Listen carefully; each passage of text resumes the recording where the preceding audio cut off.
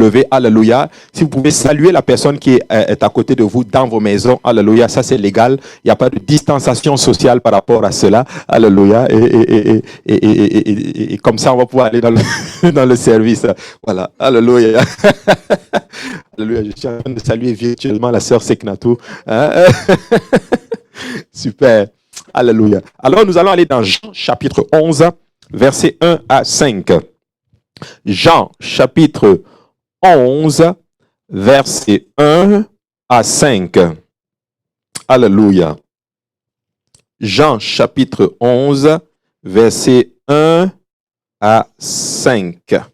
Alléluia. L'Éternel est vraiment bon. Nous allons lire ces versets-là. Alléluia. Il est écrit, nous lisons au nom de Jésus. Il y avait un homme malade, Lazare de Béthanie, village de Marie et de Marthe, sa sœur. C'était cette Marie qui oignit de parfum le Seigneur et qui lui essuya les pieds avec ses cheveux, et c'était son frère Lazare qui était malade. Les sœurs envoyèrent dire à Jésus, « Seigneur, voici celui que tu aimes est malade. » Après avoir entendu cela, Jésus dit, « Cette maladie n'est point à la mort, mais elle est pour la gloire de Dieu, afin que le Fils de Dieu soit glorifié par elle. » Or, Jésus aimait Marthe et Lazare, aimait Marthe et sa sœur et Lazare. Prions le Seigneur aujourd'hui.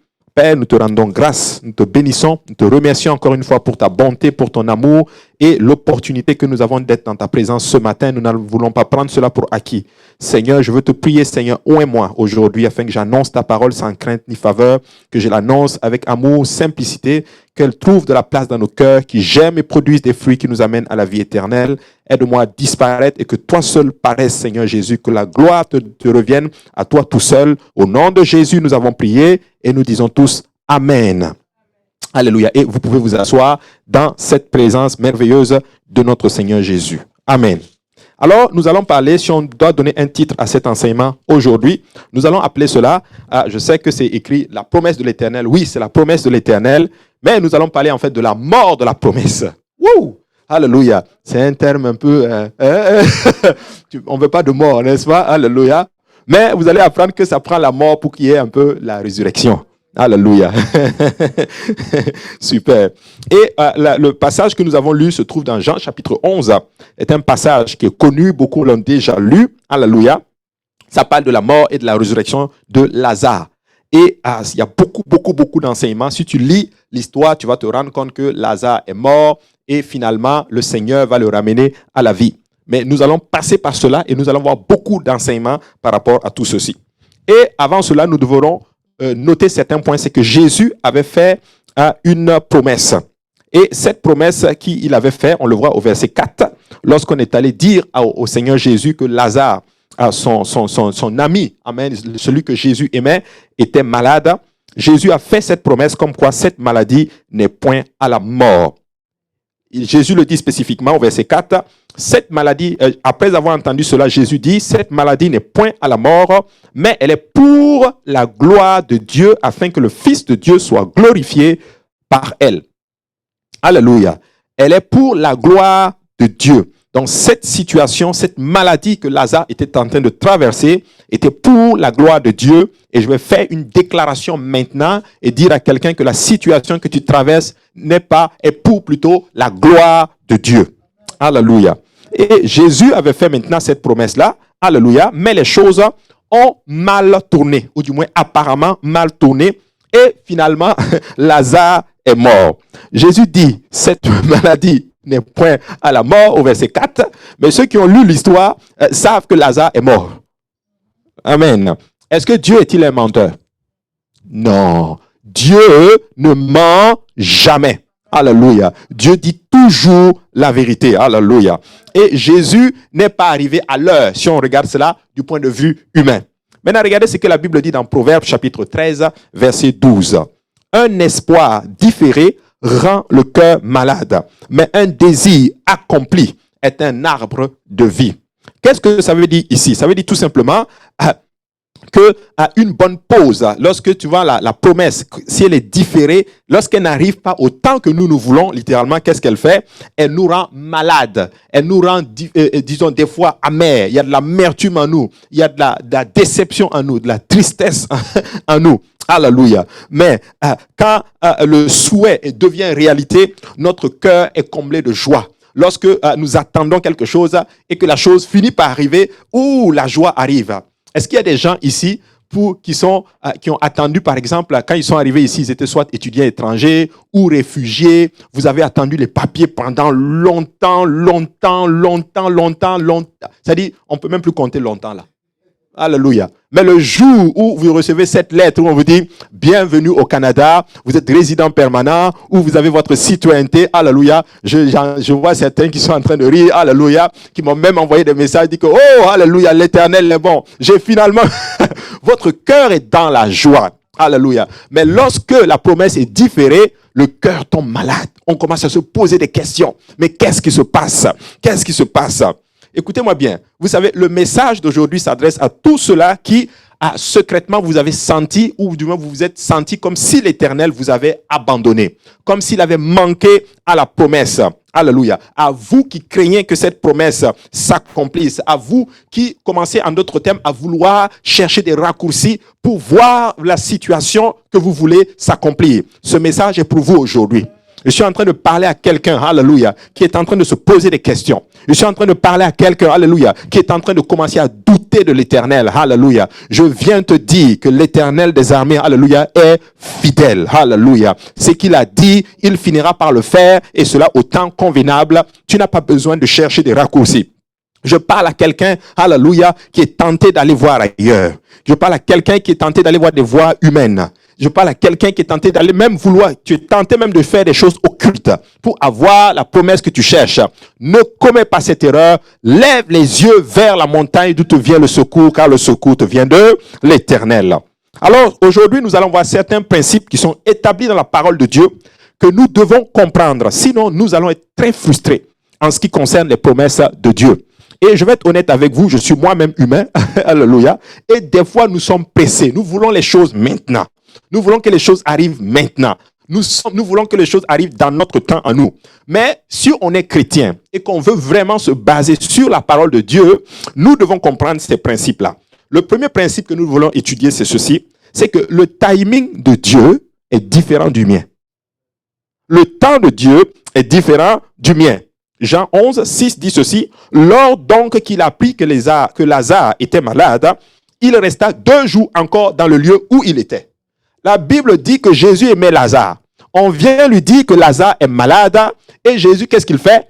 Il reste encore 2 jours au lieu de se précipiter pour aller guérir Lazare. Il reste encore 2 jours. Mais c'est spécial cela. Dieu, celui qui nous aime, il prend tout son temps alors que moi je suis dans des problèmes. Et tu as l'impression, alléluia, que Dieu ne prend même pas garde à toi.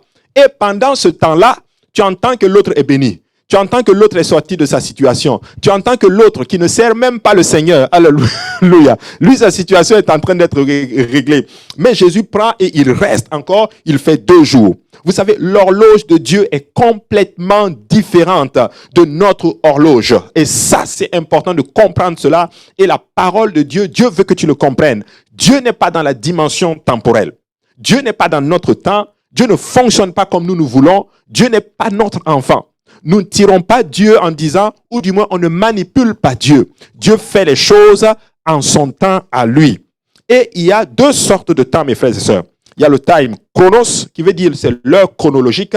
C'est le temps, alléluia, comme chronos, chronologie, chronos. Vous voyez, c'est le temps, voilà, chronologique. Alléluia. Et il y a ce qu'on appelle kairos. Kairos, c'est le moment opportun de la visite. C'est le temps convenable. Le temps convenable pour un accomplissement. C'est ce qu'on appelle le kairos. Et ça, c'est très, très, très important. Donc, 2 sortes de temps. Il y a le temps chronos et puis il y a le temps kairos. Alléluia. Maintenant, regardez ce que Jésus dit dans Luc chapitre 12, verset 56. Jésus dit ceci. « Hypocrite, vous savez discerner l'aspect de la terre et du ciel. Comment ne discernez-vous pas ce temps-ci » Donc Jésus arrive maintenant, les pharisiens et tous ces gens-là, ils n'avaient pas discerné que c'était un temps de visitation. Ils n'avaient pas, ou du moins, c'était probablement de l'hypocrisie. Peut-être qu'ils le savaient, mais ils faisaient semblant. Sinon, le Seigneur n'allait pas utiliser le terme hypocrite. Jésus dit, mais vous pouvez discerner tous ces temps-là, mais ce temps-ci, vous ne le discernez pas. Vous ne savez pas que ma présence sur la terre est un moment un moment spécial, d'un accomplissement bien spécifique. Et Jésus était vraiment, Jésus le regardait et Jésus leur dit, mais c'est terrible cela. Vous voyez? Regardez ce que la Bible dit dans Luc 19, 42. Si toi, au moins, en ce jour qui t'est donné, tu connaissais les choses qui appartiennent à ta paix, mais maintenant, elles sont cachées à tes yeux. Il viendra sur toi des jours où tes ennemis t'environneront de tranchées, t'enfermeront et te serreront de toutes parts. Ils te détruiront, toi et tes enfants au milieu de toi, et ils ne laisseront pas en toi pierre sur pierre, parce que tu n'as pas connu le temps où tu as été visité. Donc ici, il parle d'un temps où il y a une visitation. Et ça, c'est très important. Nous devons arriver à une place que la situation dans laquelle nous traversons, que nous ayons la révélation que c'est un temps où Dieu est en train de travailler. C'est un temps de visitation. Parce que si tu ne connais pas le temps de la visitation, Dieu dit littéralement que tu seras perdu. Tu seras détruit. Donc, nous devons avoir la révélation et savoir qu'à tel moment de ma vie, Dieu est en train de travailler en moi. S'il ne m'a pas donné telle chose maintenant, c'est parce que je ne suis pas prêt. Alléluia. Et il est en train de prendre le temps pour travailler dans ma vie. Alléluia. Ça, c'est très important. Je me rappelle là, quand je suis devenu résident permanent au Canada ici, le temps où j'ai fait ma demande et au temps où on m'a donné ma résidence permanente, il s'est passé 4 ans. 4 ans. Il ne m'a pas jamais dit, et s'il m'avait dit dès le départ, ça va prendre ce temps-là, mais j'allais faire une syncope. Mais dans ces 4 années, ça a été un moment de travail. Une période où Dieu m'a visité, où Dieu m'a amené à une autre étape de ma vie. Alléluia. Et au temps convenable, qu'est-ce qu'il a fait? Les choses se sont accomplies par sa grâce. Alléluia. Verset 24 de Actes chapitre 24, verset 25, la Bible dit ceci. Mais comme Paul discourait sur la justice, sur la tempérance et sur le jugement à venir, Félix effrayé dit, pour le moment, retire-toi, car j'en trouverai l'occasion, car quand je trouverai l'occasion, je te rappellerai. Waouh! Paul commence à parler maintenant. Paul était vraiment un homme de Dieu extraordinaire qui a eu l'occasion de parler aux grands de ce monde. Alléluia. Et pendant qu'il prêchait, alors qu'il discourait, alors qu'il parlait du royaume de Dieu, Félix a été effrayé. Et il était vraiment effrayé au lieu justement de saisir ce temps-là et de capitaliser là-dessus pour avoir son salut. Qu'est-ce qu'il a fait? Il a rejeté cela. Il dit, retire-toi. Que quand je vais trouver le bon moment, je vais te rappeler. Et beaucoup d'entre nous, nous agissons un peu comme ça avec Dieu. Les moments où Dieu veut prendre pour travailler dans nos vies, c'est ce moment-là où nous le repoussons. Nous disons, retire-toi. Et nos yeux sont plus fixés sur nos désirs, sur ce que nous voulons voir accomplir dans nos vies. Peuple de Dieu, écoutez-moi bien. Ce que nous traversons, nous n'avons peut-être pas encore vu certaines promesses, mais nous devons prendre ce temps-là, alléluia, le capitaliser pour devenir encore meilleur dans le Seigneur et atteindre le salut. 2 Corinthiens 6 et 2 dit ceci, car il dit, au temps favorable, je t'ai exaucé, au jour du salut, je t'ai secouru. Voici maintenant le temps favorable. Voici maintenant le jour du salut. Le jour du salut. Il est en train de te dire, toi et moi aujourd'hui, que le jour du salut là, c'est aujourd'hui. Ce n'est pas demain, ce n'est pas après-demain, ce n'est pas le mois prochain, ce n'est même pas le temps de l'accomplissement de ta promesse premièrement, mais aujourd'hui, c'est le jour du salut. C'est le jour où Dieu sauve ton âme. C'est le jour où Dieu t'a rencontré. C'est le jour où Dieu veut te rencontrer plutôt, où Dieu veut t'amener littéralement à inscrire ton nom dans le livre de la vie éternelle. Alléluia. Si tu dois être repenti, tu dois te repentir aujourd'hui. Si tu dois être baptisé au nom de Jésus-Christ, tu dois être baptisé aujourd'hui au nom du Seigneur Jésus-Christ. Si tu dois recevoir le baptême du Saint-Esprit, tu dois le recevoir aujourd'hui avec l'évidence de parler en d'autres langues. Alléluia. Parce qu'il dit qu'au temps favorable, il t'a exaucé. Alléluia. Au jour du salut, il t'a secouru. Alléluia. Il dit, voici le temps favorable, voici maintenant le jour du salut. Romains 13 et 11 dit ceci.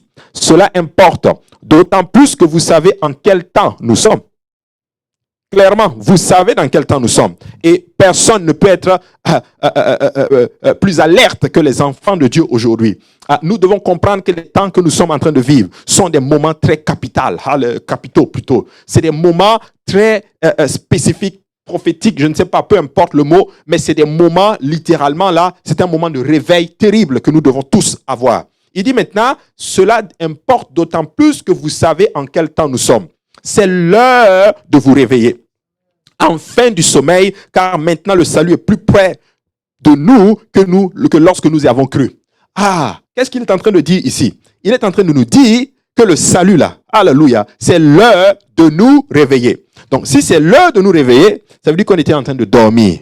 Donc, on a pris du temps pour dormir. Maintenant, ce temps-là, c'est un temps de réveil. C'est un temps de prise de conscience. C'est un temps de consécration. C'est un temps où nous devons maintenant regarder notre vie, sonder notre vie à la lumière de la parole du Seigneur. C'est un temps où Dieu va commencer maintenant à travailler en dedans de nous. Dieu va briser certaines personnes. Alléluia. Dieu va rencontrer certaines personnes d'une façon extraordinaire et puissante et vous amener dans une consécration que vous n'avez jamais imaginée. Alléluia. Certains d'entre nous sont en train de lutter avec la sanctification. Hey, c'est le temps de se réveiller. Certains luttent encore avec la doctrine. C'est le temps de se réveiller. Certains luttent encore, alléluia, avec le fait de vivre totalement et réellement pour le Seigneur. Mon frère, ma soeur, laisse-moi te dire aujourd'hui que c'est le temps, alléluia, de nous réveiller, alléluia, du sommeil. Ce n'est pas le temps de dormir. Ce n'est pas le temps de spéculer. Ce n'est pas le temps de dire, oh, peut-être il va venir, peut-être il ne va pas venir. Je me donne encore 2 ans ou 1 mois pour vivre. Non, commence à vivre aujourd'hui pour le Seigneur Jésus-Christ. Alléluia.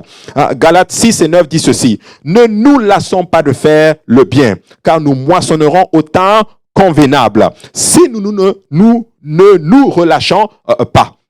Paul dit maintenant, il enseigne aux Galates, et il dit aux Galates maintenant que nous ne devons pas nous fatiguer. Le mot lasser, c'est ceci. Ne te fatigue pas de faire quelque chose là qui est bien. Et quand il parle de bien ici, c'est ce qui est en lien avec ta relation avec Dieu, qui t'amène à être plus proche de Dieu et qui t'amène, en d'autres termes, à faire avancer le royaume de Dieu. Ne nous lassons pas de faire le bien. Ne nous lassons pas de nous rapprocher de Dieu. Ne nous lassons pas de faire avancer le royaume de Dieu. Ne nous lassons pas littéralement d'évangéliser. Ne nous lassons pas de prier. Ne nous lassons pas de jeûner. Ne nous lassons pas de lire la parole. Ne nous lassons pas de venir dans la maison du Seigneur. Alléluia. Ne nous lassons pas, alléluia, de faire ces choses qui plaisent à Dieu. Car c'est ça qui est le bien.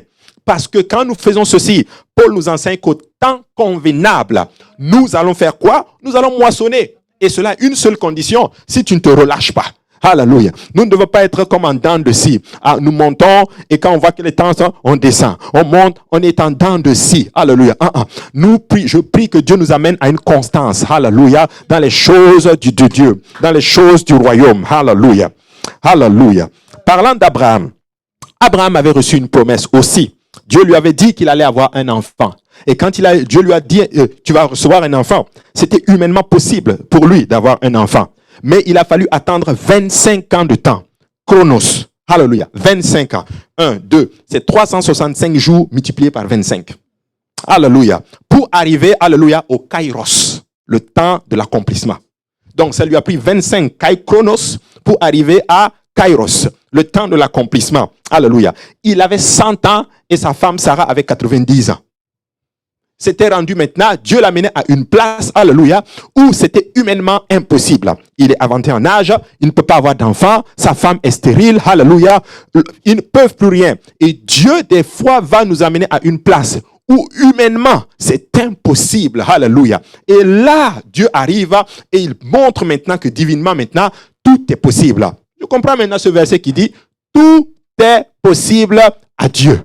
Tout est possible à Dieu. D'une façon, c'est écrit, tout est possible à celui qui croit. Alléluia. Donc, tout est possible à Dieu, mais en fait, tout est possible à celui qui croit. Donc, ça veut dire, si je mets ça ensemble, pour que tout soit possible à Dieu, il faut que tu crois. Mais oui, parce que Jésus, le Tout-Puissant, n'a pas pu guérir, faire des miracles dans certains endroits à cause de quoi? De l'incrédulité. Donc, lorsque tu crois, tout devient possible pour Dieu dans ta vie. Alléluia.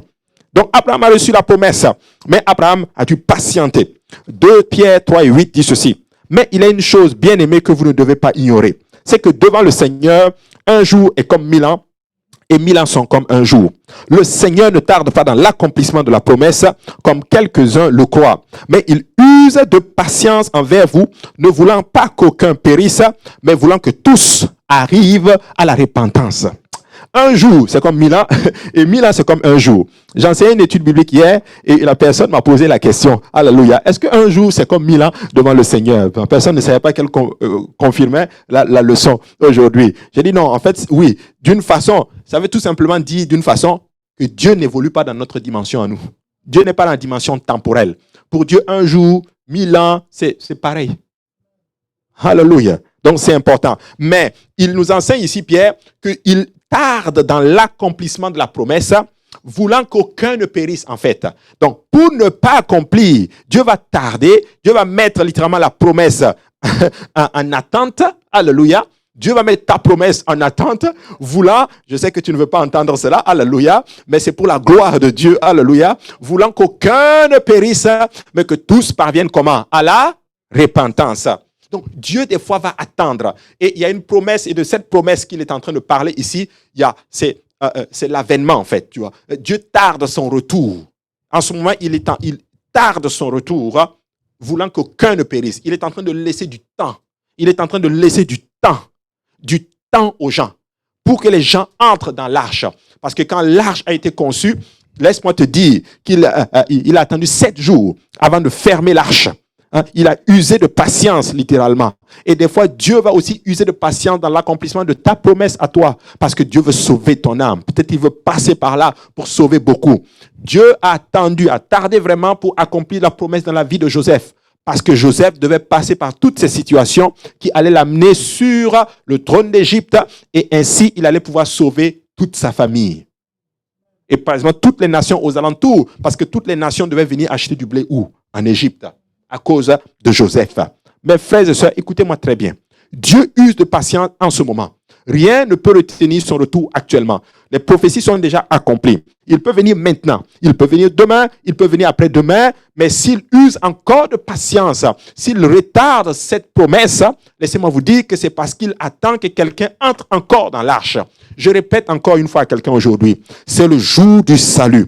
C'est l'heure acceptable. Ne donne pas encore du temps. Ne recule pas. Ne retarde pas. Donne ta vie à Jésus aujourd'hui. Tu peux te repentir aujourd'hui. Tu peux te baptiser au nom de Jésus aujourd'hui. Tu peux recevoir le baptême du Saint-Esprit aujourd'hui. Tu peux commencer une nouvelle marche avec le Seigneur aujourd'hui. Tu peux rentrer dans le royaume de Dieu aujourd'hui.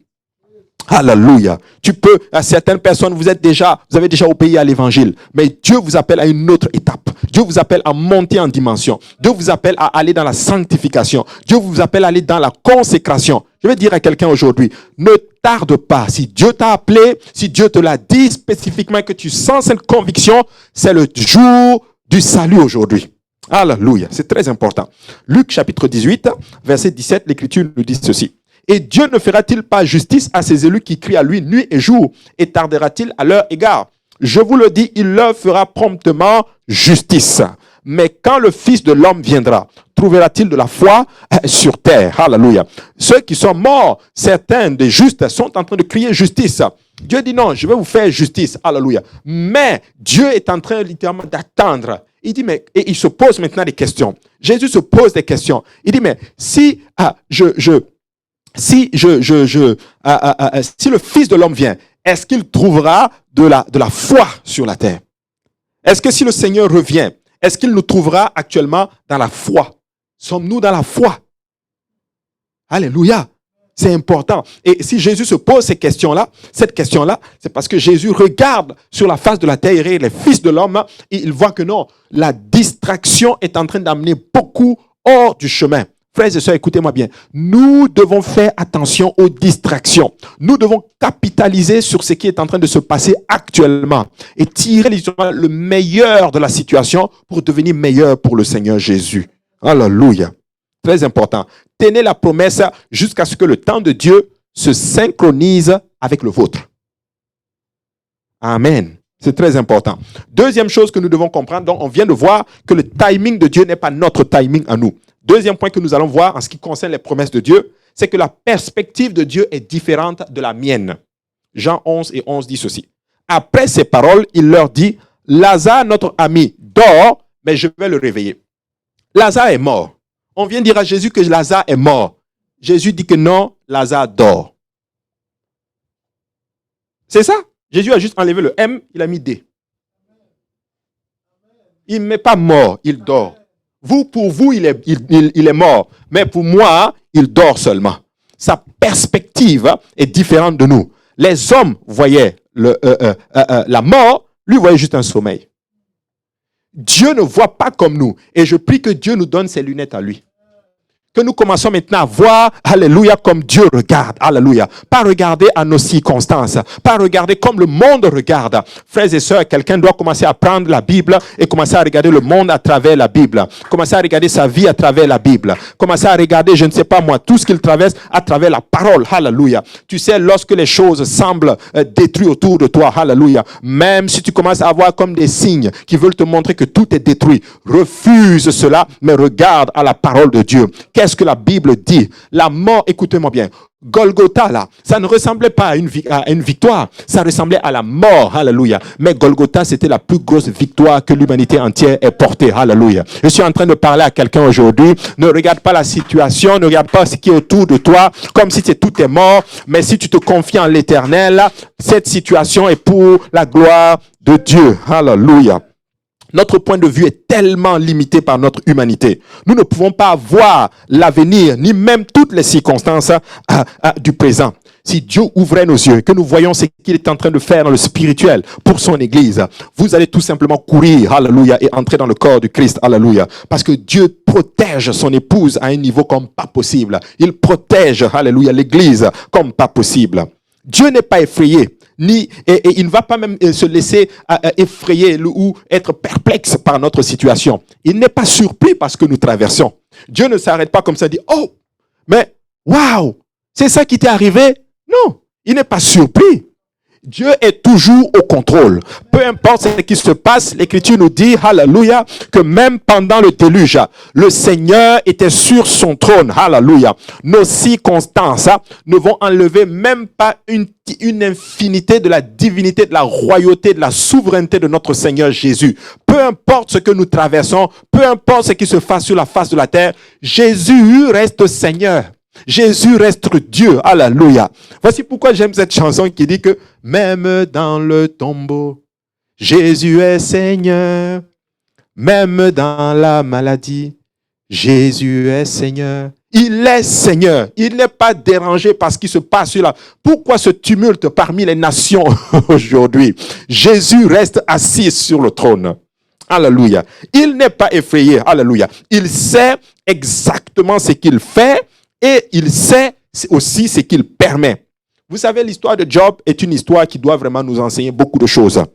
Alléluia. J'ai parlé de cela hier quand je faisais l'étude biblique. Vous savez, Job est un personnage assez spécial. En un jour, Job, il perd tout. Ça, c'est clair. Tu te rends compte? En un jour, il perd tout. Un homme qui était riche, qui avait tout. Un homme qui avait une relation avec Dieu. Ce n'est pas un impie. Ce n'est pas un idolâtre. Ce n'est pas quelqu'un qui ne connaissait pas Dieu. C'est un homme qui avait une relation avec Dieu, qui offrait des sacrifices, alléluia, au cas où ses enfants pêchent. C'est-à-dire, il avait même sécurisé l'avenir spirituel de ses enfants. Tellement il aimait Dieu. Mais il perd tout en une journée. C'est terrible cela. Alléluia. Tout s'est écroulé autour de lui. Il perd son bétail, il perd ses enfants, il perd son bien, et il perd sa santé, l'amour de sa femme. Tout ça, c'est enlevé. Mais Job, alléluia, Job ne pouvait pas savoir, il ne pouvait pas voir de ses yeux humains que Dieu était en train de l'éprouver. Dieu n'était pas en train de le punir. C'est ça la nuance. Il était en train de passer par une épreuve, pas une punition. Donc, des fois, c'est des épreuves que nous traversons. Mais l'attitude que nous développons dans l'épreuve, c'est ça qui nous disqualifie. Voici pourquoi j'aimerais que vous compreniez aujourd'hui que les circonstances par lesquelles nous passons, ce sont des moyens pour nous amener à être comme Christ. Et je veux bénir Dieu maintenant. Je comprends maintenant aujourd'hui que les crises que nous traversons, c'est des moyens que Dieu nous donne pour lui ressembler. Comment tu vas ressembler à Christ s'il n'y a pas la persécution? Comment tu vas apprendre l'humilité s'il n'y a pas, en d'autres termes, quelque chose qui va venir confronter ton orgueil? Comment tu vas apprendre toutes ces choses s'il n'y a pas la situation? Il ne peut pas y avoir de résurrection sans la mort. Il ne peut pas y avoir toutes ces choses sans la souffrance, alléluia, Christ, alléluia. Il y avait pas de, on n'allait même pas être sauvé. Écoutez-moi bien, Joseph, si tu me regardes, régoute-moi bien. Tu ne vas pas atteindre, alléluia, le deuxième sommet de l'Égypte si tu ne passes pas peut-être par la prison, tu ne passes pas par la femme de Potiphar, tu ne passes pas en d'autres termes par toutes ces circonstances, ces années de rejet, même par ta propre famille, alléluia. Il fallait qu'il passe par cela. Même Jésus, pour aller à la croix, étudiez bien, pour ceux qui étudient l'étude biblique, nous avons parlé du chemin du triomphe, on a parlé du chemin de la croix. Jésus est rentré triomphalement, c'était bon. Ensuite, il avait le souper. Il a révélé que quelqu'un allait le trahir. Ensuite, il passe par Gethsemane, où l'angoisse, la Bible dit que sa sueur était littéralement, devenait du sang, des gouttelettes de sang, tellement l'angoisse était intense. Alléluia. Après Gethsemane, il passe et on lui fait un procès. Alléluia. Un faux procès où on ment sur lui, mais il reste calme. Alléluia. Après, on le fouette. Après, il prend sa croix. Il marche, il fait le chemin jusqu'à Golgotha. On le met au milieu des brigands. On a arraché sa barbe, on le met au milieu des brigands. On le perce, alléluia. On le cloue comme un simple malfrat, alléluia. Comme un vulgaire malfrat, alléluia. Vous vous rendez compte, Dieu lui-même est entre deux malfrats, entre deux brigands. Mes frères et sœurs, ils ne savaient juste pas. Quand on regarde, c'est un homme qui a perdu son avenir. Mais c'est un homme qui est tout simplement en train d'être poussé, alléluia, vers la gloire. 3 jours plus tard, alléluia, alors qu'ils sont revenus, alors qu'on l'a mis dans le tombeau, 3 jours plus tard, le tombeau était vide. Le roi de gloire avait ressuscité, frères et sœurs. Vous ne pouvez pas passer à atteindre cela sans passer souvent par certaines étapes. Certaines étapes de nos vies, nous avons besoin de passer par ces moments-là. Alléluia. Et c'est ça. Job a tout perdu. Dieu n'était pas en train de le punir. Dieu était en train de l'éprouver. Quelqu'un qui regardait Jésus allait penser que non, Dieu était en train de le punir. Mais non, Dieu était en train de le bénir. Alors, qui veut maintenant la bénédiction de l'Éternel? Alléluia. Amen. Il y en a qui commencent maintenant à avoir peur de lever la main parce que nous avons mal compris la bénédiction de l'Éternel. Nous avons vu la bénédiction de l'Éternel comme étant les accomplissements matériels. J'ai une nouvelle voiture, j'ai une nouvelle maison, j'ai un nouveau travail, j'ai un nouveau ceci, j'ai un nouveau cela. Mais voici maintenant la bénédiction. Alléluia. Tout comme nous pouvons nous aimons prouver ou du moins montrer une nouvelle voiture qu'on a achetée, un nouveau jouet, une nouvelle les compétences de nos enfants. Dieu aime aussi faire de même pour montrer au diable que l'amour que nous avons pour lui est sincère. Des fois, Dieu va te laisser dans cette situation, il va tarder la situation pour voir si ton amour pour lui est sincère. Alléluia. Amen. Est-ce que nous sommes sincères? Dieu va utiliser la vie de Job pour démontrer au monde entier et à Satan, plutôt à Satan, qu'un homme peut l'aimer sans rien attendre en retour. Dieu va démontrer, alléluia. Et je bénis Dieu, parce que quand Dieu a vu Job, son intégrité, Dieu dit, regarde, il m'aime. Satan dit, c'est faux, il ne t'aime pas. C'est parce que tu le bénis. Hey, qu'il ne soit pas dit de nous que nous sommes en train de courir pour Dieu parce que Dieu nous a donné des maisons, il nous a donné des voitures, il nous a donné, alléluia, des travaux, il nous a bénis et tout, c'est sur les papiers, tout. Qu'il ne soit pas dit de nous cela, mais qu'il soit dit de nous, alléluia, ces gens-là, même dans la persécution, ils ont servi Jésus-Christ. Même dans les moments difficiles, ils ont servi Jésus-Christ. Même dans les moments où on leur donnait des tickets, alléluia, ils étaient quand même prêts à prêcher cet évangile, alléluia. Même quand on les envoie au tribunal, ils aiment Jésus-Christ. Alléluia. Psaume chapitre 73 et 12 et 2 dit ceci. Toutefois, mon pied allait fléchir, mes pas étaient sur le point de glisser, quand je portais envie aux insensés, en voyant le bonheur des méchants. Waouh! Et souvent, dans ces moments-là, où la promesse est retardée, tu vois les méchants, ils prospèrent. Des gens qui blasphèment contre Dieu, des gens qui ne viennent pas servir Dieu. Ils blasphèment, mais ils sont bénis. En tout cas, matériellement, ça a l'impression que tout va bien. Toi, tu le regardes, et tu veux les ressembler. C'est l'esprit de l'Égypte. Et je vais enseigner un jour sur l'esprit de l'Égypte. Quand j'ai pas le pays, l'Égypte, là, la nuance, vous comprenez ce que je veux dire. Je ne sais pas si un Égyptien me regarde. Alléluia. Non, c'est juste dans la Bible, quand ils sont sortis de l'Égypte de Pharaon, on va dire ça comme cela. Alléluia. C'est un esprit terrible. Hein? C'est un esprit qui, quand tu sors de lui, là, à un moment donné, il veut te pousser à revenir en arrière. Et c'est un esprit qui est aussi caractérisé par les murmures. pas les plaintes. Pour comprendre cet esprit-là, il faut étudier Exode, Nombre. C'est ça. C'est ça. Et on commence maintenant à regarder, on porte envie aux méchants. On était là-bas avec eux. Et là, on commence à... C'est terrible, ça. C'est eux qui doivent avoir envie de nous. C'est eux qui doivent envier notre vie, pas nous. Et là, on commence à regarder. Et voici pourquoi Asaph, quand il écrit le psaume 73, Asaph, il confesse, je bénis Dieu que Asaph ait confessé cela devant le Seigneur. Asaph, dans son chant, qu'est-ce qu'il dit? Il dit, moi, je regardais les gens, les méchants, ils prospèrent et tout. Mais il dit maintenant, toutefois, mon pied allait fléchir. Je voulais les ressembler, je voulais retourner. Il dit même quelque part, à un moment donné, je me suis dit même, c'est en vain que j'ai nettoyé ma main des iniquités. Littéralement, c'est comme en vain que j'ai donné ma vie à Dieu.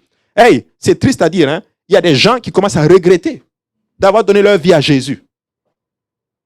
C'est terrible. Il y a des gens qui disent, mais attends, c'est terrible cela. C'est comme quelqu'un, on lui a dit, donne ta vie à Jésus. Là, ça va aller, ça va aller. Dès qu'il a donné sa vie à Dieu, les persécutions ont commencé. Et là, la personne est allée voir ces gens, mais vous m'aviez dit, alléluia, que si je donne ma vie à Jésus, tout va être résolu. Ah, donc si c'est comme ça, moi je retourne en arrière. Mais la personne n'avait pas compris. Il n'avait pas compris. Alléluia. Donc, il faut faire attention. Et Asaph nous dit, mon pied était sur le point de fléchir. Il dit, car je portais envie aux insensés, en voyant quoi? Le bonheur des méchants. Mais au verset 16, maintenant, il dit, quand j'ai réfléchi là-dessus, pour m'éclairer, la difficulté fut grande à mes yeux. Et au verset 17, voici ce qu'il dit, jusqu'à ce que j'eusse pénétré dans les sanctuaires de Dieu. Oh, alléluia. Jusqu'à ce que je sois entré dans la présence de Dieu. Alléluia. Et que j'eus pris garde au sort final des méchants. Lorsqu'il a compris que, oh, écoute-moi bien, nous sommes juste passagers sur la face de la terre. Alléluia. Vous savez, notre aspiration n'est pas l'accomplissement de ces biens matériels. Je n'ai pas dit qu'on devient littéralement comme des, excusez-moi le terme, je m'en foutiste. Non, excusez-moi vraiment le terme. Mais c'est juste pour exprimer ce que je veux vous faire comprendre. Mais on n'est pas comme cela. On aspire à bien faire, à être un peu à l'aise, c'est vrai. Mais tu sais quoi? Notre priorité doit être le fait de sécuriser notre âme. Sécuriser notre éternité dans le Seigneur. Assure-toi que ton nom est inscrit dans le livre de la vie éternelle. Car Dieu peut te donner toutes ces choses. Il y a des gens qui ont toutes ces choses, mais ils sont malheureux. Il y a des gens qui ont des maisons, des grosses maisons, beaucoup d'argent. Alléluia. Mais l'angoisse, les souffrances dans lesquelles ils vivent, vous ne pouvez pas imaginer. Peuple de Dieu, il n'y a rien de tel que la paix de l'éternel. Il n'y a rien de tel que la paix de Jésus-Christ. Habakkuk 3 et 17 dit ceci. Regardez, oh, ce passage est puissant. Habakkuk 3, 17 dit ceci. Car le figuier ne fleurira pas. La vigne ne produira rien. Le fruit de l'olivier manquera. Les champs ne donneront pas de nourriture. Les brebis disparaîtront des pâturages. Et il n'y aura plus de bœufs dans les étables. Il peint un tableau négatif de la situation. Voici ce qui va arriver. Mais regardez le verset 18. Toutefois, je veux me réjouir en l'Éternel. Je veux me réjouir dans le Dieu de mon salut. Il est en train de dire que peu importe la circonstance, peu importe les situations, alléluia, je veux me réjouir. Je bénis le Seigneur que quand en ouvrant le service, il va dans Philippiens chapitre 4, où Paul exhorte les Philippiens à faire quoi? À se réjouir. Il dit réjouissez-vous. Alléluia. Peu importe les circonstances, réjouis-toi, mon frère. Réjouis-toi, alléluia. Rends grâce à Dieu, alléluia. Ce que tu traverses, merci papa. Merci Seigneur, parce que tu m'as tellement aimé suffisamment, alléluia, pour travailler en moi, parce que tu veux me voir dans ta présence. Merci en toi, papa, parce que tu as vu l'état de mon cœur, alléluia. Tu m'as sondé, alors que je t'ai prié de me sonder. Tu m'as sondé, tu as peut-être trouvé de l'orgueil, et tu es en train de travailler en moi pour m'amener dans ta présence. Père, je te rends grâce, je veux me réjouir dans le Dieu de mon salut. Et voilà maintenant, comme il a dit, je veux l'apporter à une autre dimension. Dans le Dieu de mon salut, l'Éternel, le Seigneur, il est ma force. L'Éternel, le Seigneur, il est ma force. La joie de l'Éternel est une autre force. Quand Dieu est content de toi, c'est ça ta force. Je vais le dire encore. Quand Dieu est content de toi, c'est ça ta force. Nous voulons amener Dieu à être heureux de nous, à être content de nous. La force de Job ne se trouvait pas dans ses finances. La force de Job ne se trouvait pas, en d'autres termes, dans sa santé, même pas dans le fait littéralement que ses enfants servaient Dieu. Mais sa force se trouvait que Dieu était content de lui. C'est ça. Alléluia. Il dit maintenant, il rend mes pieds semblables à ceux des biches. Les biches sont très agiles. Les biches, alléluia. Une biche peut semer un lion. Une biche peut semer un guépard. Alléluia. Un léopard qui va très vite parce qu'elle est agile. Elle peut, en d'autres termes, changer de direction en une fraction de seconde. Alléluia. Ses pieds sont agiles. Dieu va rendre nos pieds agiles. Dieu va nous amener, en d'autres termes, à être flexibles à un niveau comme pas possible, peu importe les circonstances que nous allons traverser. Je ne sais pas, alléluia, ils disent pandémie, alléluia, nos pieds sont agiles. Il va nous adapter à une façon où nous allons quand même continuer à dispenser les services de Dieu, alléluia. Même s'il faut un confinement, alléluia, ils vont trouver l'église avec des pieds de biche agiles, alléluia, transperçant la parole de Dieu, alléluia. Rien ne peut arrêter l'église. Je n'ai pas vu une organisation ou un organisme, parce que l'église n'est pas une organisation, l'église est un organisme. Elle vit. Alléluia. Je n'ai pas vu un organisme, alléluia, aussi persécuté que l'église. Mais plus elle est persécutée, plus elle est de plus en plus forte. Alléluia. Écoutez-moi bien. Vous avez fait le bon choix d'être dans l'église aujourd'hui. Le Seigneur, l'Éternel, est ma force. Il rend mes pieds semblables à ceux des biches. Il me fait marcher sur mes lieux élevés. Alléluia. Et là, c'est ça qu'il donne au chef des chantres. Chantez cela. Chantez cela. Chantez, chantez que l'Éternel est notre force. Il rend nos pieds semblables à ceux des biches. Et il nous amène où? Dans nos lieux élevés à nous. C'est pas dans les lieux élevés. Il m'amène où ça? Dans mes lieux élevés. Écoutez-moi bien. Il y a de grandes choses qui nous attendent. Mon frère, ma soeur, alléluia, laisse-moi te dire qu'il y a de grandes choses pour nous. Nous sommes assis. Nous sommes à la porte d'un grand réveil. Alléluia. Sur le point d'arriver et elle va arriver. Et je prophétise au nom de Jésus. Vous savez quoi? Nous allons le voir. Nous allons même manger les fruits de cela. Alléluia. Job 42, 10 dit ceci. L'Éternel rétablit Job dans son premier état quand Job eut prié pour ses amis. Et l'Éternel lui accorda le double de ce qu'il avait possédé. Vous savez ce que Dieu m'a appris? Quand nous passons par ces moments-là, n'arrêtons pas de travailler pour les autres, pour sauver les autres. N'arrêtons pas de faire l'œuvre du Seigneur. N'arrêtons pas de réjouir le Seigneur. Alléluia. Dans les moments difficiles, et même dans les moments pas difficiles, trouve le moyen d'amener tes amis à connaître Dieu. Prie pour eux. Sauve-les. Continue à prêcher l'évangile. Continue à donner l'évangile. Continue à aimer Jésus. Continue à faire avancer le royaume du Seigneur. Alléluia. Et Dieu l'a rétabli dans son premier état. J'ai appris quelque chose ces derniers temps. Dieu m'a montré quelque chose. Quand Dieu restaure, et que le diable, quand il te vole quelque chose et que Dieu te restaure, il ne va pas te donner au même niveau que tu avais avant. Il te donne au moins, il te donne plus que ce que tu avais. C'est ça, non? Parce qu'il a rétabli Job comment? 2 fois plus. Samson, comment il l'a rétabli? Il a fait plus de mal aux Philistins à la fin de sa mort qu'au début, que toute sa vie. Quand Dieu va restaurer l'église, quand Dieu va vous restaurer, alléluia, quand Dieu va tout simplement ramener tout ce que l'ennemi avait volé, alléluia, ce n'est pas comme tu avais avant, il va te donner ce que tu avais avant et plus encore. Alléluia. L'Éternel lui accorda le double de ce qu'il avait possédé. 2 fois plus.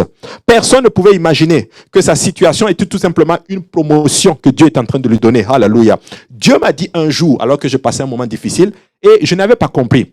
Il m'a parlé distinctement, j'avais oublié cela. Il ne faut pas oublier quand Dieu vous parle. C'est pas bon. Alléluia. Quand Dieu te parle, il faut noter. Je pense que je vais commencer à acheter un cahier et noter quand Dieu me parle. C'est puissant. Une fois passé par un moment difficile, et Dieu m'a dit, je cherche un moyen juste pour te bénir. Et, alléluia, tenez la promesse quand vous ne pouvez pas savoir, quand vous ne pouvez pas voir ce que Dieu est en train de faire.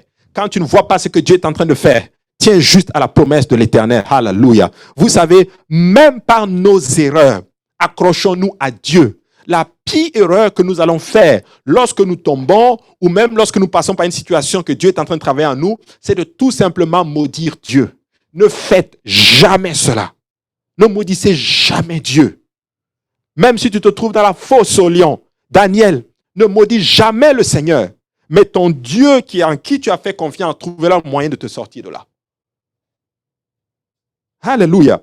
Votre promesse, elle est morte, mais elle ne fait que dormir.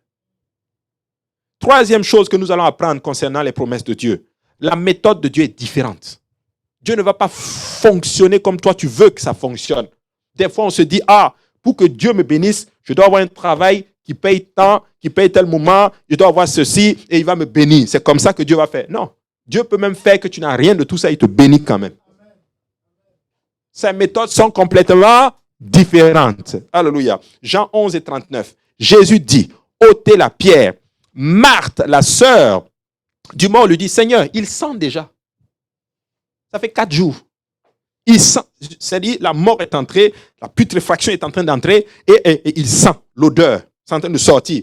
Jésus dit, ôtez.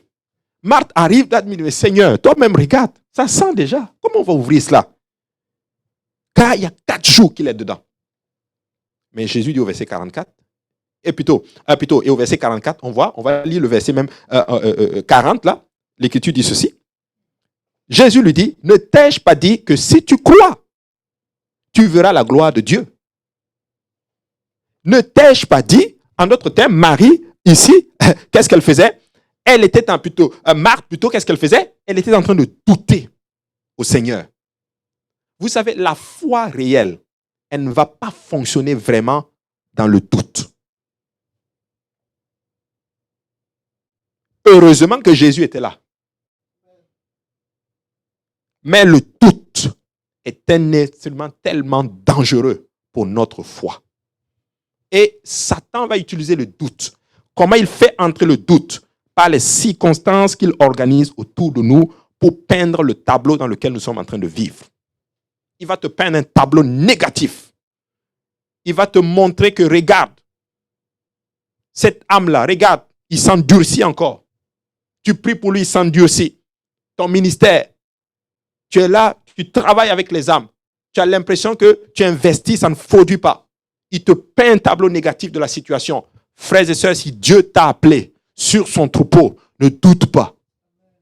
Ne regardez jamais à la situation pour peindre un tableau négatif. Alléluia. Mais regardez à la parole de Dieu pour décrire la situation. Alléluia. Alléluia. La Bible dit maintenant, au verset 41, au verset 40, tu verras la gloire de Dieu. Verset 41, ils ôtèrent la pierre du lieu où se trouvait le mort, où le mort était couché, et Jésus leva les yeux et dit, Père, je te rends grâce, alléluia, de ce que tu m'as exaucé. Pour moi, je savais que tu m'exauces toujours, mais j'ai parlé à cause de la foule qui m'entoure, afin qu'ils croient que c'est toi qui m'as envoyé. Alléluia. Et au verset 44 maintenant, et le mort sortit, les pieds et les mains liés de bandes et le visage enveloppé d'un linge. Jésus leur dit, déliez-le et laissez-le aller. Déliez-le et laissez-le aller. Une chose que je voulais annoncer ici. Au verset 44, au verset 43, la Bible dit ceci. Ayant dit cela, il cria d'une voix forte. Lazare, sort. J'ai crié comme cela, mais il a crié plus. Parce que nous sommes dans un contexte, il ne veut pas faire du bruit. Mais Jésus a dit, Lazare. Il a crié. Est-ce qu'il y avait plusieurs? Lazare était un nom commun à l'époque. Probablement qu'il y avait des gens dans le cimetière, là. Il y avait plusieurs autres personnes qui s'appelaient Lazare. Mais quand Jésus a dit Lazare, le bon Lazare est sorti. Frères et sœurs, il te connaît par ton nom. Voici pourquoi moi je suis content que ce nom-là ait été invoqué sur moi, le nom de Jésus. Il me connaît par son nom, alléluia. Et je bénis Dieu, alléluia. Oh, alléluia. Je rends grâce à Dieu car Dieu est en train de parler à beaucoup de personnes en ce moment. J'ai un de nos frères, alléluia, qui nous a envoyé une exhortation sur le groupe, alléluia, où Dieu dit à Moïse, parce que je te connais par ton nom, alléluia. Je ferai ce que tu me demandes. Alléluia. Je paraphrase un peu. Parce que je te connais par ton nom. Et je bénis Dieu que ce frère ait donné ce passage parce que c'est un passage que Dieu m'avait donné il y a plusieurs années. Alléluia. Tu sais, Dieu nous connaît par ton nom. Quand tu es baptisé au nom de Jésus-Christ, tu t'es repenti, son nom est invoqué sur toi. Alléluia. Tu as reçu son esprit. Il te connaît par ton nom. Alléluia. Et quand ton temps va arriver, lorsque Dieu va t'appeler, quand il va dire, je ne sais pas moi, c'est juste un exemple. Quand il va dire, je prends mon exemple pour ne pas faire des jaloux. Alléluia. Mais si je dis par exemple, quand il va dire, Abou. Hey, il y a combien de Abou sur la face de la terre? Le bon Abou va répondre. Alléluia. Je lèverai ma main comme ça. Oui, papa. Me voici, je suis prêt. Alléluia. Alléluia. Alléluia, très très très importante. Dans presque toutes les situations de la vie, j'ai bientôt terminé, si nous avons une préférence, nous ferions des choses complètement différentes de celles de Dieu. Nous allons rendre les choses tellement faciles. C'est ces derniers temps que Dieu m'appelle, Dieu me dit maintenant, Dieu m'enseigne beaucoup de choses. Il me dit, vous savez, dans la vie, c'est pas bon quand les choses sont toujours faciles. C'est pas bon. À un moment donné, il faut que tu payes un prix. Alléluia. Allez voir le livre de Chroniques. Il a enseigné cela à David. Ça, c'est David qui nous a enseigné cela. David dit que je n'offre rien à Dieu qui ne me coûte pas. Ah, des fois, c'est pas bon. Et aujourd'hui, nous, enfants de Dieu, on aime beaucoup la facilité. On aime quand ça on est même arrivé à une place que quand c'est facile, c'est ça qu'on appelle bénédiction. C'est faux. C'est faux et archi faux.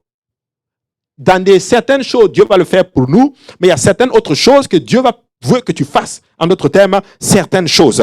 Alléluia. Si ça ne dépendait que nous allons faire les choses tellement faciles. Alléluia. On va le faire comme nous le pensons. Certaines choses que Dieu fait pour nous, il y a certaines choses que Dieu fait pour nous, mais il y a aussi beaucoup d'autres choses que Dieu veut que nous fassions nous-mêmes afin qu'on puisse grandir. Certaines choses, nous devons le faire nous-mêmes afin qu'on puisse grandir et qu'on puisse aimer, chérir littéralement ce que nous avons acquis. Je prends souvent l'exemple, j'avais enseigné cela au groupe et j'ai pris l'exemple en d'autres termes de, par exemple, la baptise de l'Est, de Beaubien. Je me rappelle, moi, l'église a commencé dans le sous-sol du pasteur Kaosi. On était pas beaucoup de personnes, alléluia, et par la grâce de Dieu, après, on a déménagé. On est allé dans un sous-sol à Sherbrooke, sur la rue Sherbrooke. Et on était à peu près une quarantaine de personnes, 40, 50, 60 personnes à peu près. Et Dieu a fait grâce on a acheté un bâtiment. Je me rappelle quand le pasteur est venu, il a dit, on va acheter notre bâtiment. Je vais être honnête avec vous, au nombre où on était, avec les finances qu'on avait, l'état qu'on était, je me disais, waouh, c'est vraiment de la folie, ça. Est-ce que nous, on peut... Mais, par la grâce de Dieu, ça a été fait. Le bâtiment a été acheté. Gloire à Dieu. Et vous savez quoi? L'acquisition de cette bâtisse a été pas trop compliquée. Le vendeur avait même donné plus de 100 000 $ en dons à l'église. Dieu a fait beaucoup de choses. L'argent venait de partout. Alléluia. C'était pas aussi compliqué.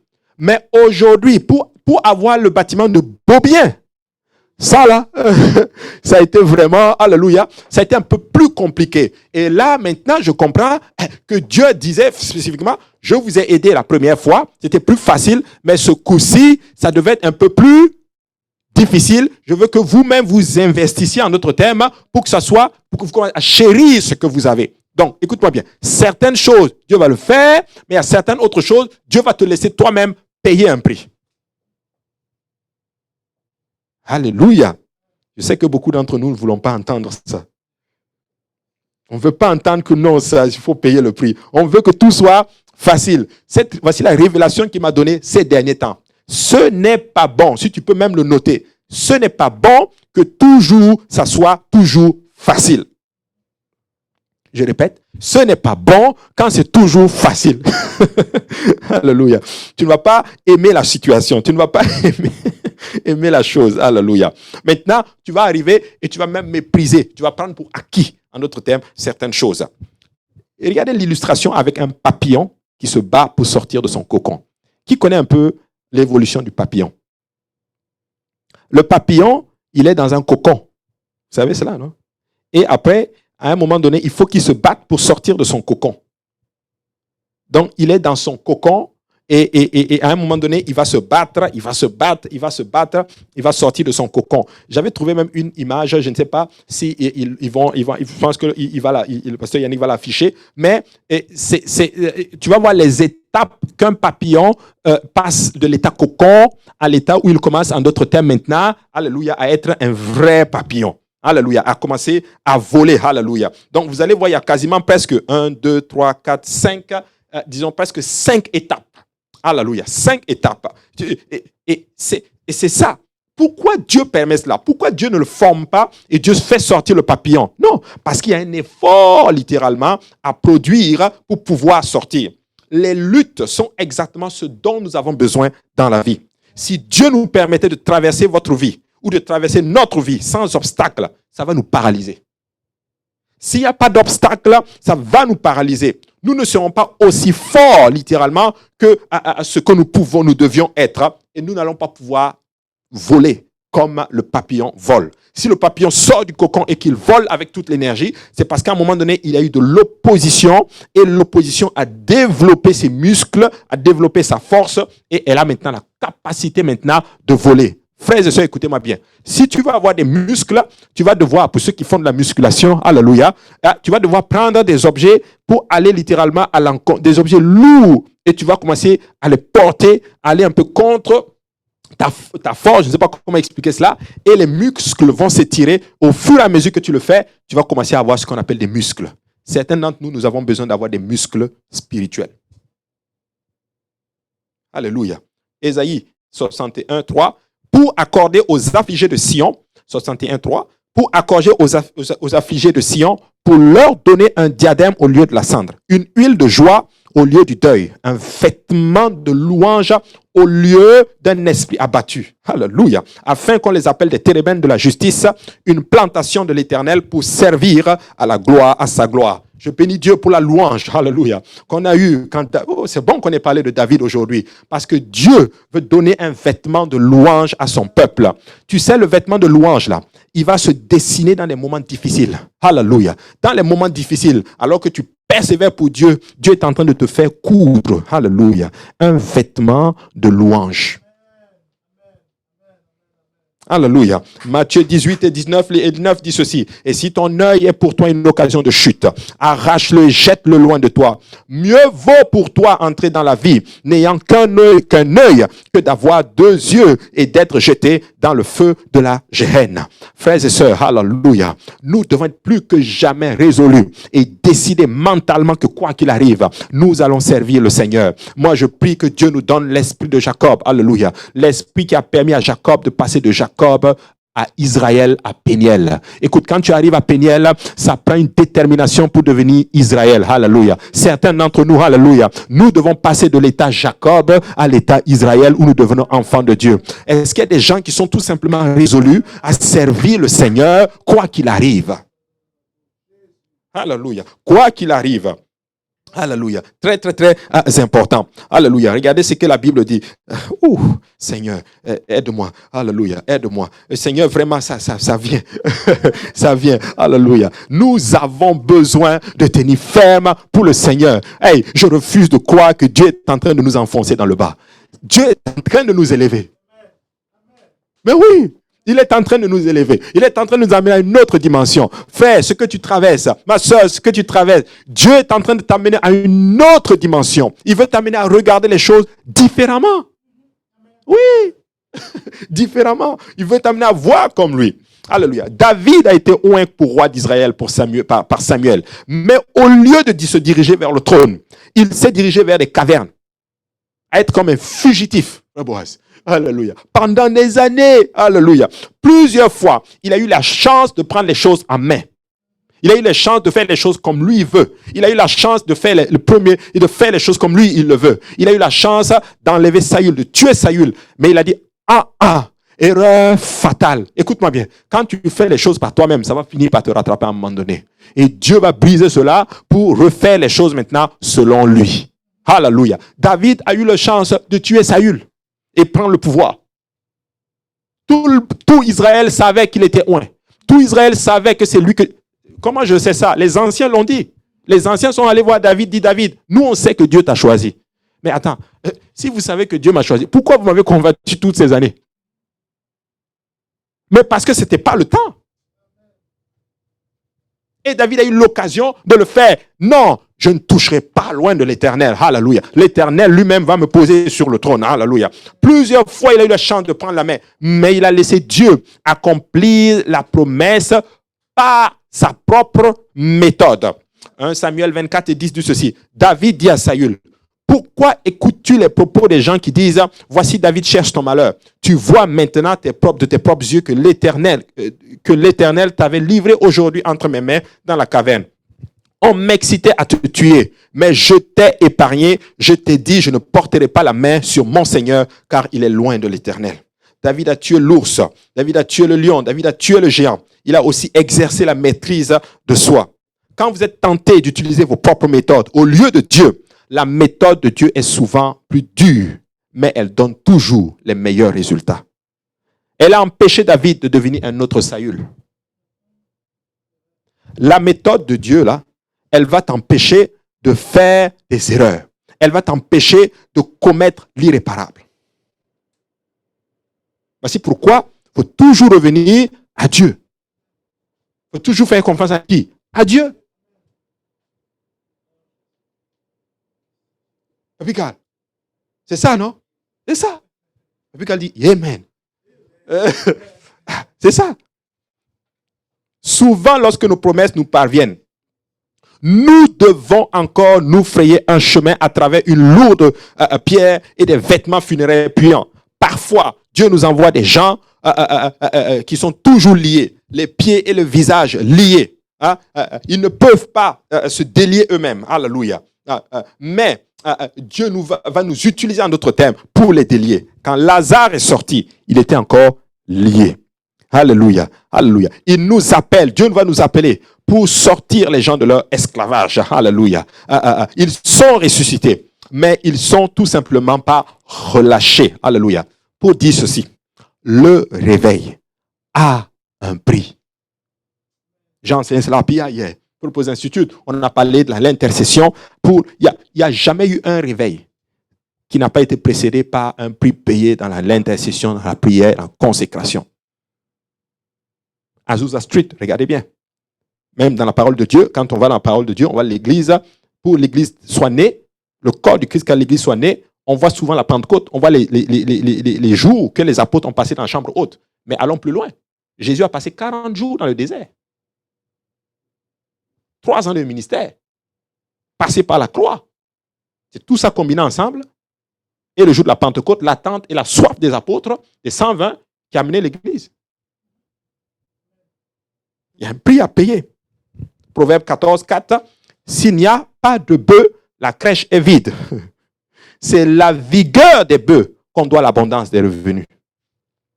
4e point, et waouh, j'ai vraiment avancé. 4e point que nous devons savoir en ce qui concerne les promesses de Dieu. Les sentiments de Dieu sont les mêmes, les sentiments de Dieu ne sont pas forcément, si tu veux, sont les mêmes, on peut dire cela aussi, que les miens. Dans le sens, Dieu ressent ce que je ressens, en d'autres termes. Dieu ressent ce que je ressens, mais Dieu ne va pas faire comme je fais. Amen. Je sens de la tristesse, Dieu aussi sent de la tristesse. Je pleure, Dieu pleure. Oui, Dieu pleure, oui, Dieu pleure. C'est le verset le plus court de la Bible. Jésus pleura. Alléluia. Jean 11, 33. Jésus, le voyant pleurer, elle et les Juifs qui étaient venus avec elle frémit en son esprit et fut tout ému. Et il dit, où l'avez-vous mis? Seigneur, lui répondit-il, viens et vois. Jésus pleura. Jésus pleura. Alléluia. Il a eu le même sentiment. Alléluia. Si tu prends Joseph, par exemple, on lui a promis que sa famille s'inclinait devant lui. Alléluia. Dieu lui avait fait cette promesse. Au lieu de cela, il a passé près de 15 ans en prison. Tout simplement parce que ses frères, on l'a trahi.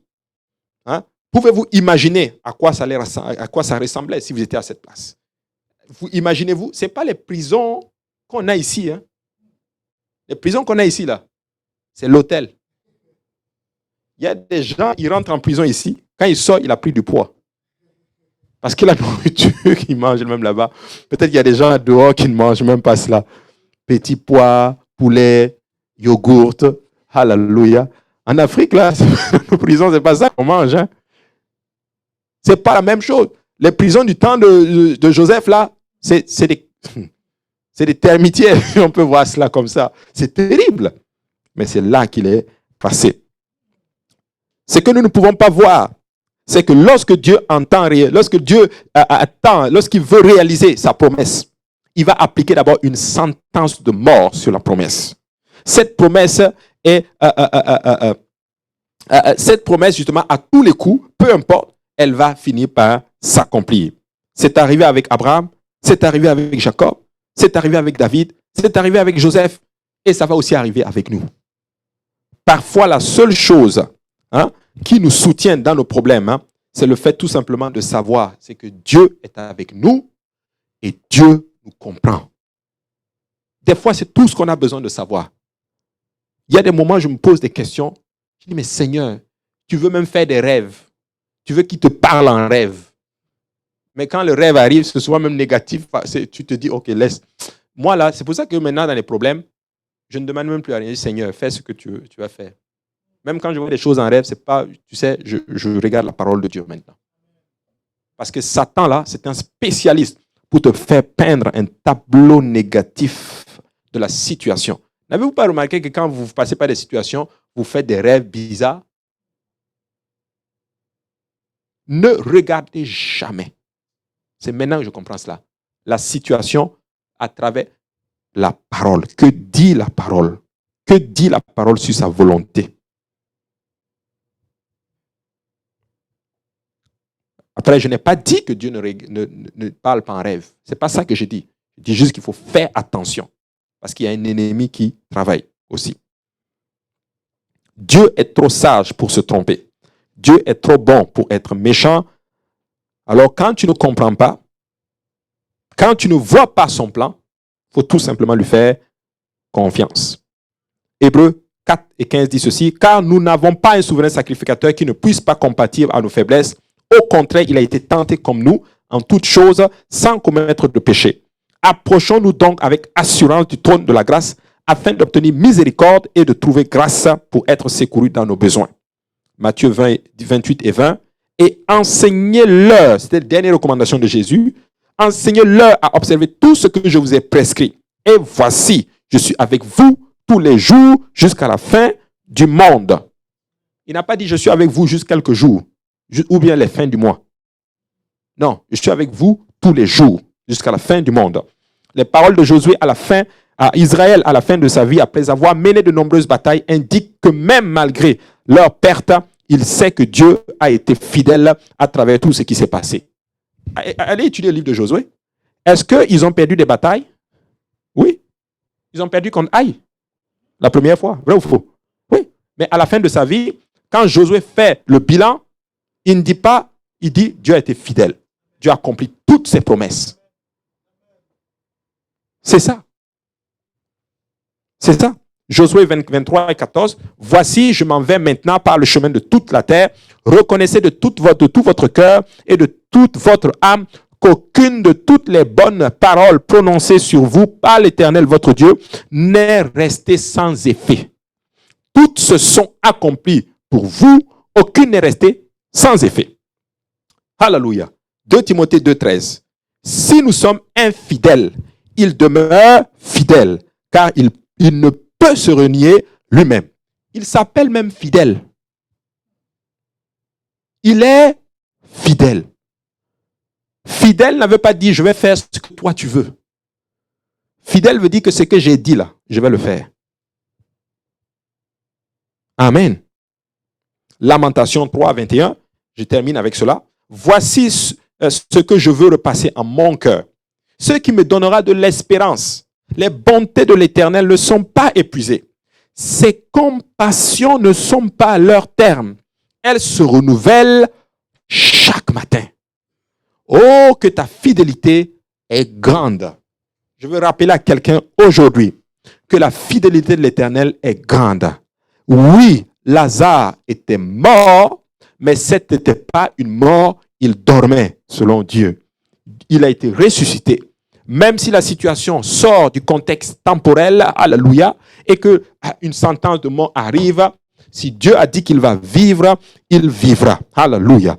Frères et sœurs, si nous avons donné notre vie au Seigneur Jésus-Christ, si nous faisons tout de notre possible pour lui être agréable, alléluia, mais l'Éternel, il finira toujours par accomplir ce dont il s'est dit. Peut-être vous traversez des moments complexes, difficiles. Peut-être que vous ne comprenez plus rien et vous vous posez des questions. Je vous en prie, ne regardez pas aux circonstances autour de vous. Ne regardez pas ce que les gens disent. Regardez toujours aux promesses de l'Éternel. Revenez toujours à tout ce que Dieu vous a dit, à toutes ces pierres que Dieu a posées littéralement dans le passé pour vous montrer que c'est lui qui guide vos pas, que c'est lui qui est avec nous. Nous devons tout simplement nous dire, Seigneur, qu'est-ce que tu es en train de faire actuellement dans nos vies? Travaille en nous, change-nous, fais de nous littéralement des gens à ton image. Alléluia. Et je vais dire à quelqu'un aujourd'hui, en ce qui concerne le salut, le temps c'est aujourd'hui. Si tu es là et que tu n'as pas encore obéi à l'évangile, fais-lui confiance, marche dans les voies du Seigneur, tu peux te repentir de tes péchés, tu peux être baptisé au nom de Jésus-Christ et tu vas recevoir le baptême du Saint-Esprit. Cette promesse est pour toi, mon frère, ma soeur. Elle est pour toi, elle est pour moi, elle est pour tous ceux qui sont au loin en aussi grand nombre que le Seigneur, notre Dieu, les appellera. Dieu m'a donné une compréhension d'un passage que je n'avais pas compris pendant des années. Alléluia. Dieu m'a donné cela cette semaine. Frères et sœurs, écoutez-moi bien. Quand tu vas dans la parole de Dieu, la Bible dit que David dit que Moïse, la Bible dit que Moïse était abattu. Il était fatigué parce qu'il travaillait beaucoup. Et il est allé voir le Seigneur. Le Seigneur dit, appelle, comment? C'est 70? Les 70. Et déjà, les 70 dirigeants, je vais prendre l'esprit qui est sur eux, sur toi, je vais le déposer sur eux. C'est dans la parole de Dieu, oui ou non? Oui. Mais il y a un passage. Et quand l'esprit est tombé sur ces dirigeants-là, ils ont commencé à prophétiser. Ils ont prophétisé. Mais il y avait 2 personnes qui n'étaient pas venues, qui étaient sur la liste, mais qui n'étaient pas là. Eldad et Médad. Quelque chose comme ça. Eldad et Médad. Ils étaient dans le camp, dans leur tente, et l'Esprit de Dieu est tombé aussi sur eux, et ils ont prophétisé. Les Eldad et les Médad, c'est qui? Ce sont ces gens qui ne sont peut-être pas en contact avec nous. Vous n'êtes pas dans le sanctuaire. Vous êtes peut-être même en Afrique. Vous êtes peut-être je ne sais pas moi, en Europe. Vous êtes chez vous à la maison, peut-être ici. Vous êtes à Québec. Vous êtes dans le nord, vous êtes dans le sud. L'Esprit de Dieu peut tomber aussi sur vous. Et vous allez parler en d'autres langues. Alléluia. Parce que vous êtes sur la liste. Parce qu'il dit que dans les derniers jours, je répandrai de mon esprit sur toute chair. Quand il dit toute chair, c'est parce que tu es sur la liste. Alléluia. Et même si tu es chez toi, même si tu es ailleurs, que tu es dans un autre pays et que tu n'as pas encore expérimenté le baptême du Saint-Esprit, le Seigneur peut te remplir du Saint-Esprit alors que tu es en train d'écouter le service. Alléluia. Juste lève tes mains. Alléluia. Et commence maintenant, alléluia, à te repentir et à désirer vraiment le Saint-Esprit. À dire, Seigneur, pardonne-moi mes erreurs, pardonne-moi le mal que j'ai fait. Je te demande pardon, je veux te donner maintenant ma vie. Je veux changer, je veux devenir une nouvelle créature. Pardonne-moi, alléluia. Et commence maintenant à le louer. Commence à l'adorer, alléluia. Commence à laisser sortir ta voix. Et la meilleure adoration que tu peux lui donner, alors que tu vas commencer à dire alléluia, qui veut dire je m'abandonne à toi, Seigneur. Une façon pour toi de louer l'Éternel, qui veut dire louer le Seigneur, alléluia. Une façon pour toi de t'abandonner totalement au Seigneur, alléluia. Alors que tu vas commencer à laisser ta voix sortir, alors que tu vas commencer à dire alléluia Jésus, tu vas voir la puissance du Seigneur va commencer à se manifester. L'Esprit de Dieu va commencer à se manifester autour de toi et il va commencer à prendre le contrôle de ta langue. Tu vas commencer à émettre des sons que tu n'as jamais émis dans le passé, alléluia. Tu ne l'as jamais entendu. Tu ne comprendras pas ce que tu vas dire parce que la Bible dit que celui qui parle en langue, c'est un esprit qui dit des mystères à Dieu, alléluia. Et le son qui vient, qui arrive, c'est tout simplement le baptême du Saint-Esprit. Tu es en train littéralement de parler cette langue inconnue que tu n'as pas apprise dans le passé, alléluia. Dieu est en train de faire accomplir maintenant cette promesse. Et il y a une promesse qui est accomplie et qui est pour toi aujourd'hui, c'est le baptême de l'Esprit. Dans les derniers jours, dit l'Éternel, je répandrai de mon esprit sur toute chair. Vos fils et vos filles prophétiseront, vos vieillards auront des songes, et ainsi de suite. La promesse est pour toi, la promesse est pour tous ceux qui sont loin, en aussi grand nombre que le Seigneur notre Dieu les appellera. Alors, peuple de Dieu, si on peut juste élever maintenant la voix et louer le Seigneur Jésus. Alléluia. Papa, nous te rendons grâce pour ta parole. Nous te rendons grâce pour ton amour, pour ta fidélité qui est grande. Alléluia. Nous te rendons grâce pour ta fidélité qui se renouvelle chaque matin, Éternel des armées. Rencontre maintenant, Seigneur, ton peuple. Rencontre maintenant celui-là qui a l'esprit abattu, Seigneur Jésus. Élève-toi comme un étendard maintenant, Seigneur. Donne-nous la force de passer par les épreuves par lesquelles nous passons. Par-dessus tout, amène-nous à être comme toi, Seigneur Jésus. Alléluia. Amène-nous, Seigneur, à cette dimension à laquelle tu nous appelles, Seigneur mon Dieu. Alléluia. Amène-nous, Seigneur, Papa, à ne pas nous lasser à faire le bien, Seigneur, pour l'avancée de ton royaume, Seigneur. Et je prie pour cette personne qui se pose des questions. Alléluia. Pour cette personne qui a soif de toi, Seigneur. Que tu te révèles pleinement à cette personne, que tu la rencontres au lui-même de ses besoins. Et cela dans le nom précieux de Jésus-Christ. Alléluia. Fais-le, Père. Nous n'allons pas faillir à te donner honneur et gloire, Seigneur Jésus. Alléluia. Alléluia, peuple de Dieu, si on peut juste laisser sortir notre voix. Alléluia. Si on peut juste laisser sortir notre voix et louer le Seigneur et le bénir. Alléluia. Et lui dire merci. Alléluia. Merci. Alléluia pour ce qu'il fait pour nous. Alléluia. La fidélité du Seigneur est grande. Alléluia. Dieu n'a pas oublié son peuple. Dieu a de grandes choses pour nous. Alléluia. Alléluia Jésus, alléluia, alléluia. Béni soit le nom de Jésus, béni soit ton nom Père, alléluia. Alléluia, alléluia, alléluia. Alors que vous suivez cela, alléluia. Quelqu'un est sur le point de parler en d'autres langues, alléluia. Laisse juste sortir, alléluia, ces mots que le Seigneur dépose dans ton esprit. Parle seulement, alléluia. Tu vas parler en d'autres langues selon que l'Esprit du Seigneur te donne de t'exprimer, alléluia. Alléluia, Jésus, alléluia, alléluia, alléluia. Alléluia. Béni soit le nom de Jésus, béni soit ton nom, Père, alléluia. Alléluia. Si vous êtes là et que vous n'avez pas encore été baptisé au nom de Jésus, vous pouvez prendre attache avec nous, vous pouvez nous contacter et cela pourra être fait. Vous allez être baptisé par immersion dans le nom de Jésus-Christ. Vous avez été baptisé au nom du Père, du Fils et du Saint-Esprit. Qu'est-ce que vous devez faire? Vous devez être baptisé au nom de Jésus-Christ. Parce qu'il n'y a aucun baptême dans la Bible fait au nom du Père, Fils et Saint-Esprit. Vous devez être baptisé par immersion au nom de Jésus-Christ. Et cette promesse est pour vous. Amen. Que Dieu vous bénisse. Veuillez vous connecter tantôt pour le service de Saint-Laurent. Nous nous excusons d'avoir débordé un peu. Alléluia. Mais l'Esprit du Seigneur était là parmi nous. Alléluia. Que Dieu vous bénisse. Alléluia. Et nous nous revoyons cet après-midi par la grâce de Dieu. Amen.